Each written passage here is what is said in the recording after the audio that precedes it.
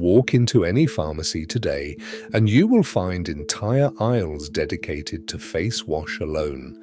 Dozens of formulas, dozens of price points, most of them packed with ingredients that require a chemistry degree to pronounce. Meanwhile, deep in the rolling farmland of Pennsylvania, Ohio, and Indiana, Amish women have been washing their faces the same way for generations, and their skin tells the story. If the idea of simple, time-tested approaches to health and beauty interests you, consider subscribing so you never miss a video like this one. The Amish do not live the way they do by accident. Every choice, from the clothes they wear to the food they eat, to the way they care for their bodies, flows from a deliberate commitment to simplicity, community, and what they call Gelassenheit, a German word meaning yielding or submission to a plain way of life. Commercial skincare products, with their long ingredient lists and marketing promises, have no place in that philosophy. What the Amish use instead is something most Americans once kept in their kitchens without thinking twice about it. Something that predates the beauty industry by centuries. Something rendered, not manufactured. That something is tallow.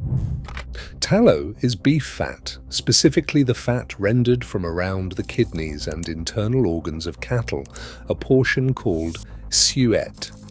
When this fat is slowly melted down and strained, it becomes a clean, stable, ivory-colored solid that has been used for skin and body care across cultures and continents for as long as people have raised livestock.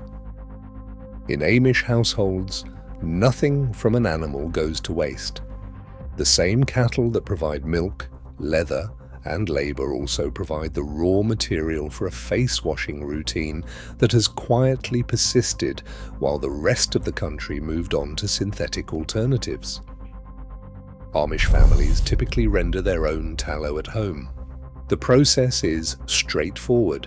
Raw suet is chopped fine and melted slowly over low heat, either on the stovetop or in a wood-burning oven, for several hours. The liquid fat is strained through cloth to remove any impurities, then poured into containers and left to cool and solidify. The result is shelf-stable at room temperature for a considerable time without preservatives, and it carries a very mild, clean scent that largely disappears on the skin. Some Amish communities combine tallow with lye made from wood ash to produce a simple, hard soap. Others use the rendered fat more directly, applying a very small amount to damp skin, massaging gently, and then rinsing with warm water. The method varies slightly from community to community, but the core ingredient stays the same. No foaming agents, no synthetic fragrance, no stabilizers, just rendered fat, water, and the same technique their grandmothers learned from their grandmothers. What makes tallow so effective as a facial cleanser and moisturizer is a matter of chemistry, though the Amish themselves would simply call it common sense. The fatty acid profile of tallow, meaning the types of fats it contains, closely mirrors the fatty acid composition of human sebum, the oil our own skin naturally produces. Stearic acid and oleic acid, both present in significant amounts in tallow, are the same fatty acids that make up a large share of our skin's natural barrier. Because of this similarity, tallow can penetrate the outer layers of skin without sitting heavily on the surface, supporting the skin's moisture barrier rather than disrupting it. Tallow also contains fat-soluble vitamins, including vitamins A, D, E, and K, in forms the skin can absorb. Vitamin A supports cell turnover.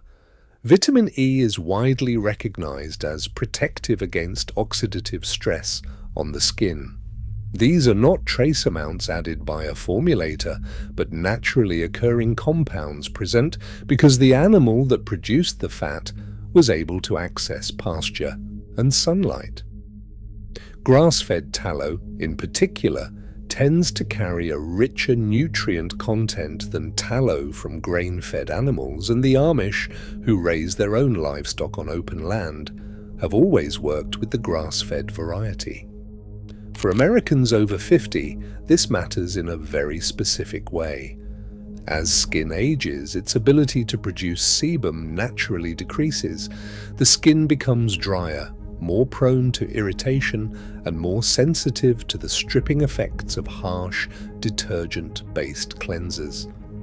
Many commercial face washes, even ones marketed as gentle, use surfactants that remove not only dirt, but also the skin's own protective oils. Tallow does the opposite.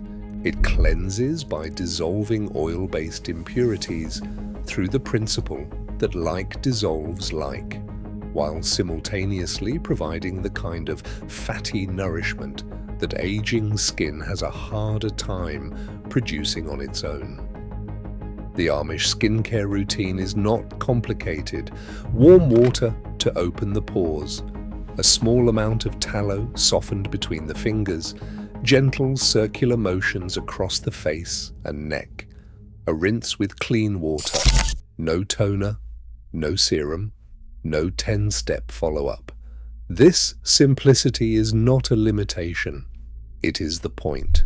The skin is not overwhelmed with competing ingredients. It is not stripped and then artificially rehydrated. It is given something close to what it would produce naturally and left to do the rest of the work itself. We are at the halfway point of today's story, and there is more worth knowing. Drop a comment and let us know where you are watching from. It is always good to hear from the community. For anyone who wants to try this at home, sourcing matters. The tallow closest to what Amish households use comes from grass-fed, pasture-raised cattle. Many small farms and farmers markets now sell rendered tallow specifically for skincare use, and it is available from a growing number of small batch producers online.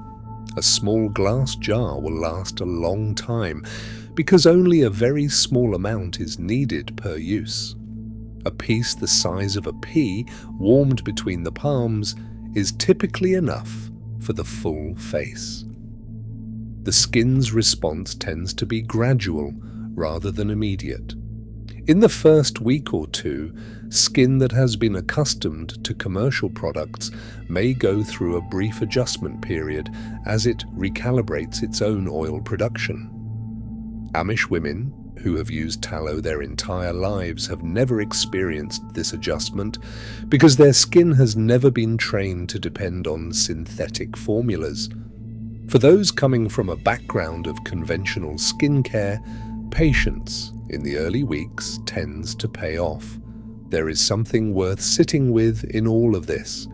An entire industry has built itself around the idea that caring for your skin requires science, innovation, and an ever-expanding list of ingredients. The Amish, by staying outside that industry entirely, have preserved a practice that modern dermatology is now beginning to examine seriously. Not because it is exotic, because it is logical. Tallow works because it is chemically compatible with human skin in a way that most synthetic formulas are not.